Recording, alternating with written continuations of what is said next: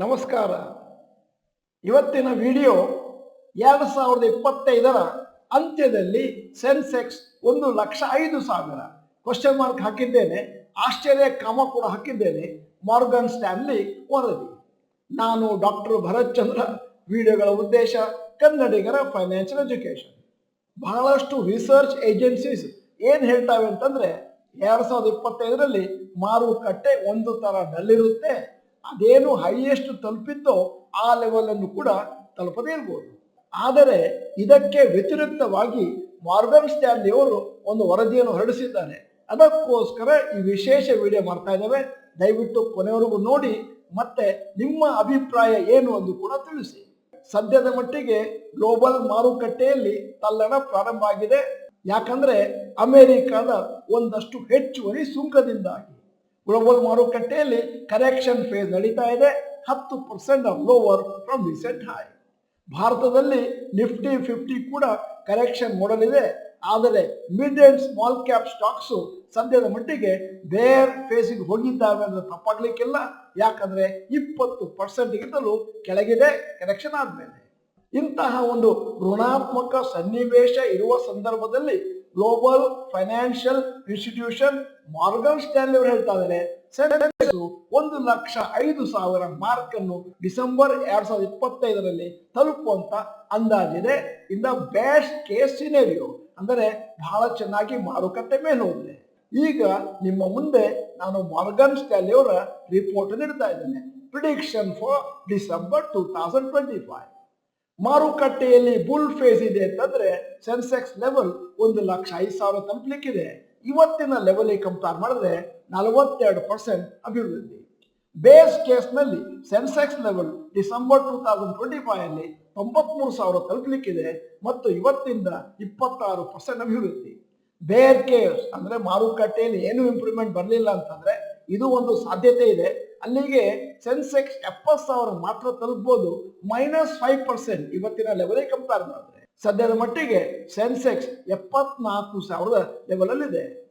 Rhythm Desai, head of India's research and India equity strategy at Morgan Stanley ಮತ್ತು ಅವರ colleagues ಏನ್ ಹೇಳ್ತಾರೆ ಅಂತಂದ್ರೆ ಭಾರತದ ಮಾರುಕಟ್ಟೆ ಒಂದು ತರ ಓವರ್ಸೋಲ್ಡ್ ಸಿಚುವೇಶನ್ ಇದೆ.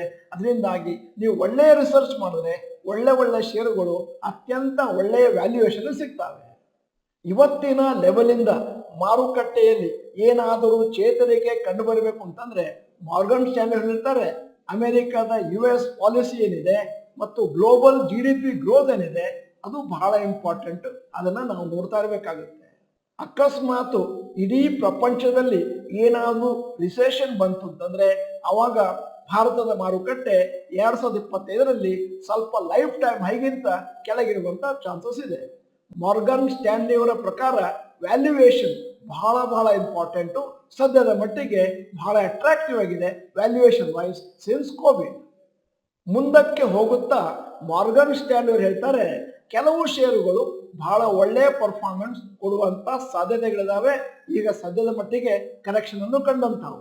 ಅಲ್ಲದೆ ಇಕಾನಮಿ ವೀಕ್ ಆಗಿರೋದ್ರಿಂದ ಎಂಟೈರ್ ಮಾರುಕಟ್ಟೆ ಕೋವಿಡ್ ಟೈಮ್ ಏನು 2020-21ರಲ್ಲಿ ಎಲ್ಲಾ ಷೇರುಗಳು ಮೇಲೋಗಿತ್ತು ಆ ತರ ಆಗದೆ ಇರಬಹುದು ಅನ್ನುವಂಥದ್ದು ಅವರ ಅಭಿಪ್ರಾಯ.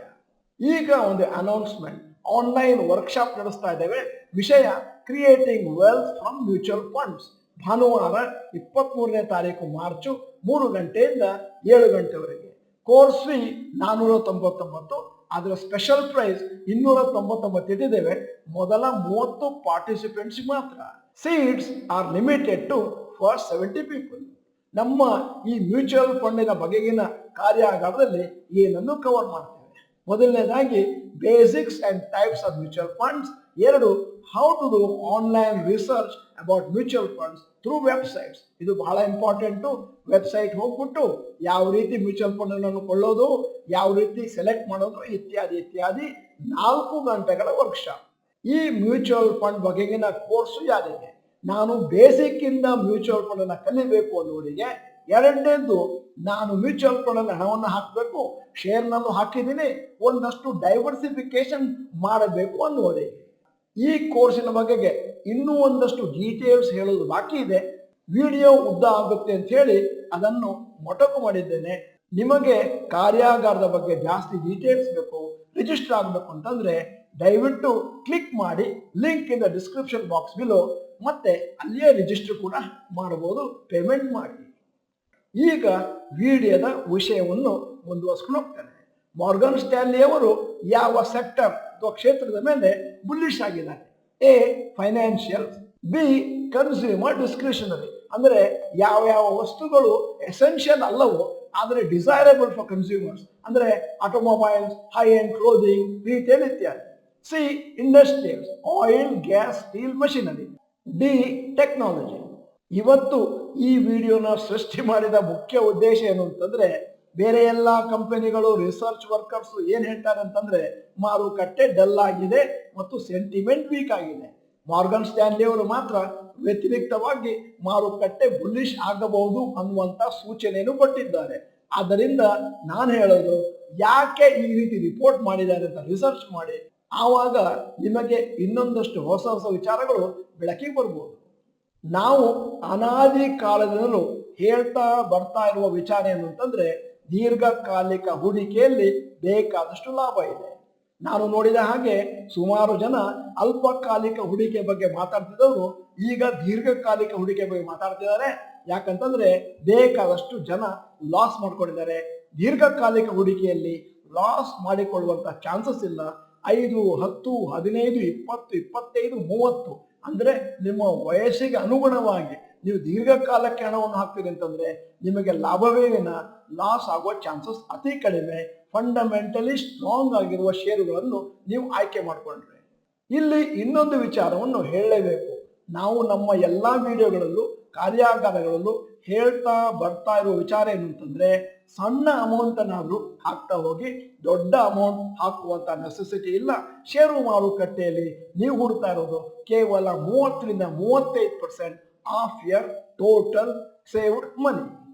ಮಾರುಕಟ್ಟೆ ಇದೇ ರೀತಿ ಮುಂದಿನ 1 ವರ್ಷ ಇರುತ್ತೆ ಅಂತ ಆದ್ರೆ ಅದು ಲಾಂಗ್ ಟರ್ಮ್ ಇನ್ವೆಸ್ಟರ್ಸ್ಗೆ ಒಂದು ಒಳ್ಳೆಯ ಸುಗ್ಗಿಯ ಕಾಲ.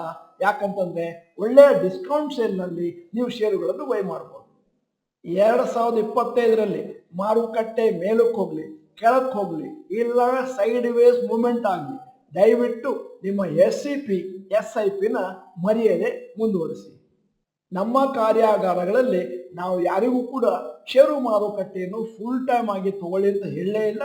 ಅದೇನು ಪ್ರೊಫೆಷನ್ ಅಲ್ಲಿ ಇದ್ದೀರೋ, ಬಿಸ್ನೆಸ್ ಅಲ್ಲಿ ಇದ್ದೀರೋ ಅದನ್ನ ಕಂಟಿನ್ಯೂ ಮಾಡಿ, ಅಲ್ಲಿ ಒಂದಷ್ಟು ಜಾಸ್ತಿ ಲಾಭವನ್ನು ಗಳಿಸಿ ಆ ಹಣವನ್ನು ಷೇರು ಮಾರುಕಟ್ಟೆಯಲ್ಲಿ ತೊಡಗಿಸಿ ಲಾಭಕ್ಕಾಗಿ ಮತ್ತು ಪ್ಯಾಸಿವ್ ಇನ್ಕಮ್ಗಾಗಿ ಅಂತ ಹೇಳ್ತಾ ಬರ್ತಾ ಇದ್ದೇವೆ. ಅಂತಂದ್ರೆ ಮಕ್ಕಳ ವಿದ್ಯಾಭ್ಯಾಸ, ಮದುವೆ, ರಿಟೈರ್ಮೆಂಟ್ಗೆ ಬೇಕಾದ ಹಣವನ್ನು ನೀವು ಆದಷ್ಟು ಪ್ರಾರಂಭದಿಂದ ಇನ್ವೆಸ್ಟ್ ಮಾಡ್ಕೊಂಡ್ಬಂದ್ರೆ ಸಲೀಸಾಗಿ ಆ ಗೋಲನ್ನು ತಲುಪಬಹುದು. ವಿಡಿಯೋದ ಕೊನೆಯಲ್ಲಿ ಇವತ್ತಿನ ವಿಡಿಯೋಗೆ ಸಂಬಂಧಪಟ್ಟ ಹಾಗೆ ಒಂದು ಪ್ರಶ್ನೆ ಕೇಳ್ತಾ ಇದ್ದೇನೆ. ಮಾರ್ಗನ್ ಸ್ಟ್ಯಾನ್ಲಿ ಅವರು ಹೇಳಿದ್ದಾರೆ ಸೆನ್ಸೆಕ್ಸ್ 1,05,000 ಲೆವೆಲ್ ತಲುಪಬಹುದು ಡಿಸೆಂಬರ್ 2025 ಅಲ್ಲಿ.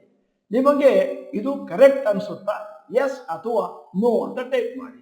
ನೀವು ಡಾಕ್ಟರ್ ಭರತ್ ಚಂದ್ರ ಇನ್ಸ್ಟಿಟ್ಯೂಟ್ ಕನ್ನಡ ಚಾನೆಲ್ ಮೆಂಬರ್ ಅಲ್ಲ ಅಂತಂದ್ರೆ ಇದೀಗ ಸಮಯ.